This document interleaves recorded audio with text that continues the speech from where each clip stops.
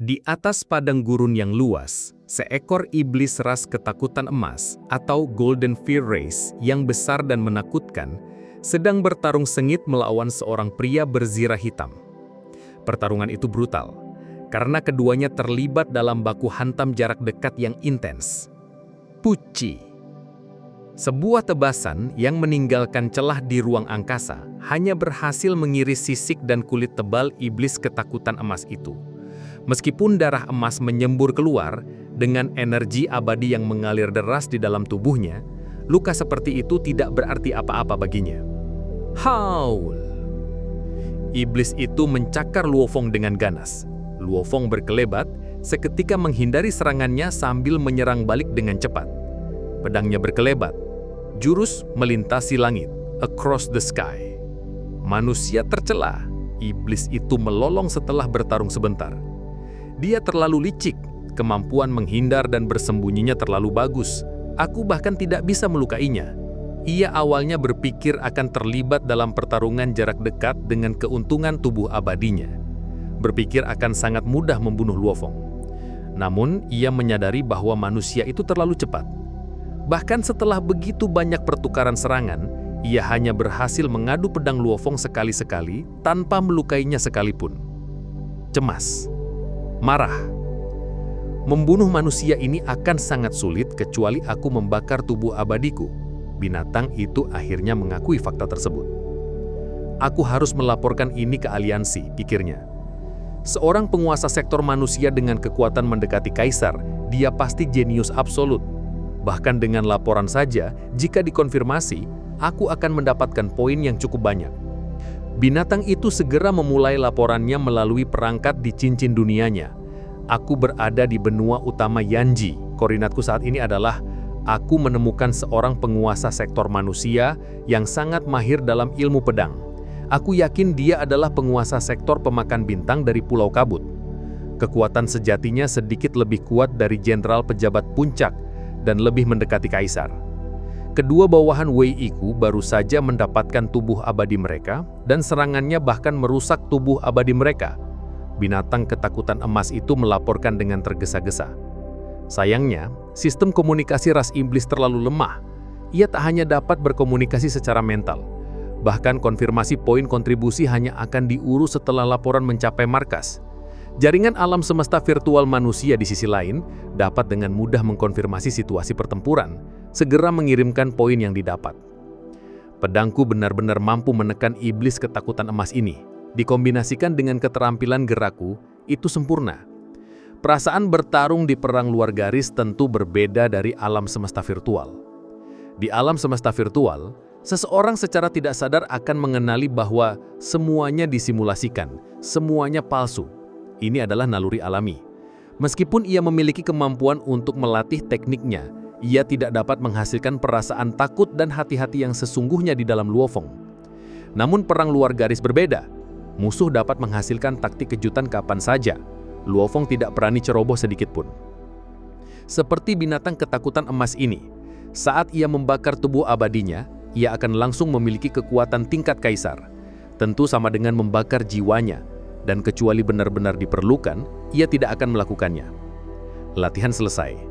Waktunya membiarkan binatang bertanduk emas muncul. Luofeng segera menggunakan perangkat pemindai pertamanya untuk mengacaukan perangkat musuh. Secara bersamaan dari jauh, siluet perak besar muncul. Gerakannya berkecepatan tinggi membuatnya terlihat kabur, dan ia langsung menyerbu kedua dewa abadi Wei. Di tempat lain, mereka sebenarnya dalam kebuntuan.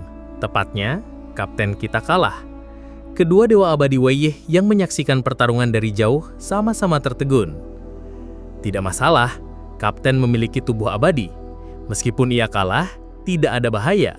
Dan saat ia membakar 25% dari tubuh abadinya, ia akan segera menyingkirkan manusia itu.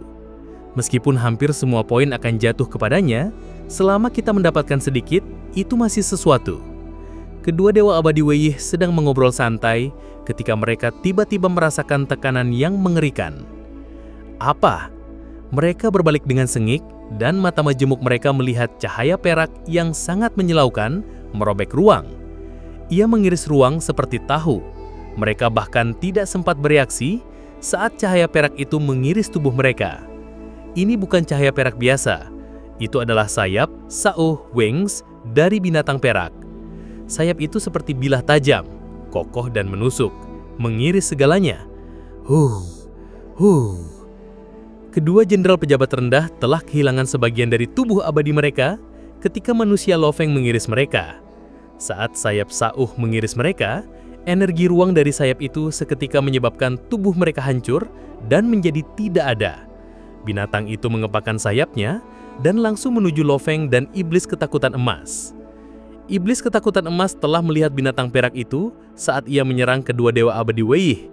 Namun, ketika ia mendapati bahwa mereka langsung hancur, iblis itu benar-benar terkejut. Apa? Kaisar abadi? Pasti seorang kaisar. Karena begitu santai, dia jelas bukan kaisar rendah, setidaknya kaisar tingkat tinggi. Iblis itu dipenuhi rasa takut. Tidak heran, perangkat pemindainya tidak bisa mendeteksinya. Perangkat pemindainya pasti jauh lebih canggih daripadaku. Sial, binatang apa ini? Lari, lari, lari! Iblis Ketakutan Emas tidak peduli lagi dengan jenius manusia itu. Ia segera melarikan diri. Lari. Lo-Feng pura-pura terkejut juga saat ia berbalik dan melarikan diri. Satu manusia dan satu iblis, keduanya melarikan diri dengan panik. Semoga kaisar abadi itu mengejar manusia itu. Pikir iblis itu dalam hati. Kejar manusia itu. Kenapa kau mengejarku? Dia sudah menyusul. Sayap Sauh menepak dan binatang bertanduk kemas seketika menyusul iblis itu. Walah, sayapnya bertindak seperti bilah tajam. Kebijakan bulan awalnya diciptakan sebagai serangan bersayap dan khusus digunakan dengan sayap Sauh. Meskipun diubah untuk digunakan sebagai teknik pedang, itu jelas jauh lebih liar dan bebas sebagai serangan bersayap. Cahaya perak mengiris ruang, tanpa ampun. Iblis Ketakutan Emas teriris menjadi dua. Darah segar beserta organnya terlihat jelas. Darah dan organ itu seolah ditahan oleh kekuatan tak berbentuk saat kedua tubuh dengan cepat menyatu kembali. Saya kehilangan 6% dari tubuh abadi saya. Iblis itu sangat terkejut. Ini Kaisar Puncak, Kaisar Puncak. Itu adalah Jenderal Pejabat Puncak. Untuk dengan mudah melukai tubuh Jenderal Pejabat Puncak, seseorang harus memiliki kekuatan Kaisar Puncak. Ampuni, ampuni saya. Senior, jangan paksa saya. Iblis itu sangat khawatir. Wah, binatang itu menyerang lagi. Dan itu membuat iblis itu jatuh ke dalam keputusasaan absolut. Matilah kau. Iblis itu melolong dan menggunakan energi yang tersisa di dalamnya untuk menghancurkan diri. Akumulasi tubuh abadinya selama bertahun-tahun itu menyimpan sejumlah energi yang mengerikan. Itu seketika meledak dan kekuatan ledakan itu seketika mencapai tingkat serangan Kaisar Puncak. Ratusan ribu kilometer ruang di atas padang pasir seketika terkoyak, fragmen ruang yang tak terhingga tercabik-cabik.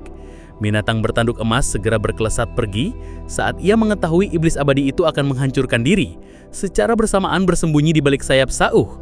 Sayap itu membesar dan sepenuhnya menutupi binatang itu saat ia terlempar mundur beberapa ratus kilometer sebelum berhenti total.